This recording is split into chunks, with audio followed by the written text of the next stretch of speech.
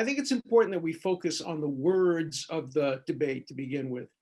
The words are not will democracy win wars, it's can democracy win wars. And wars, we have to understand when we talk about wars, we don't exclude law enforcement.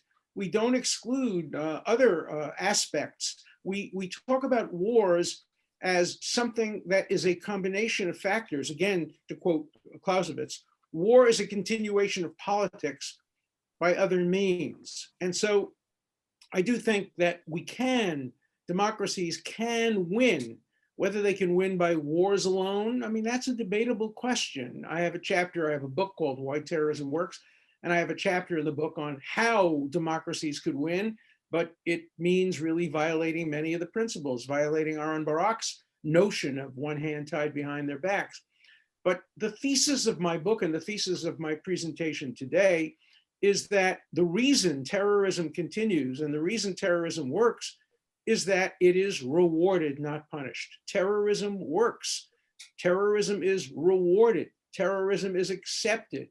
Virtually every country in the world and every international institution says they reject terrorism and they don't reward terrorism.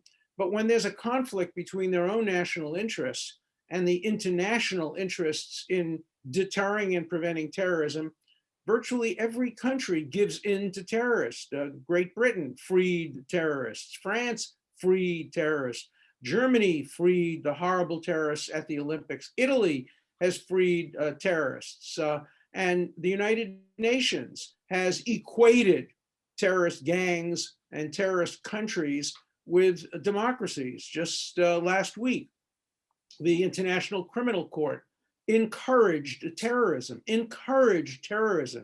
by equating Hamas, which is a terrorist organization, with Israel, saying it would open up an investigation equally as to both Israel, which obviously under principles of complementarity clearly have a system to deal with any abuses in wartime, whereas Hamas doesn't even pretend to have a system. But when we continue to reward terrorism, obviously we will lose. We will continue to lose. Look, terrorists are willing to die. Terrorists are willing to be killed. Terrorists are willing to suffer. Terrorists are even sometimes willing to have their families suffer. We see that in Israel, terrorists continue to terrorize, even though they know their family homes will be destroyed. Sure, the Palestinians have a pay-for-slay policy helping rebuild them, but terrorists will do anything, sacrifice anything, with one exception. Terrorists will never sacrifice their cause. And if we establish an international commitment, a universal international commitment, that every time there's a terrorist act, every time, no exceptions, that terrorist cause will be set back, will lose. If we can persuade terrorists that their actions are going to be counterproductive, they will stop engaging in terrorism. Can we do that? Of course we can do it. Will we do it? Well, countries don't have morality, they have self-interest.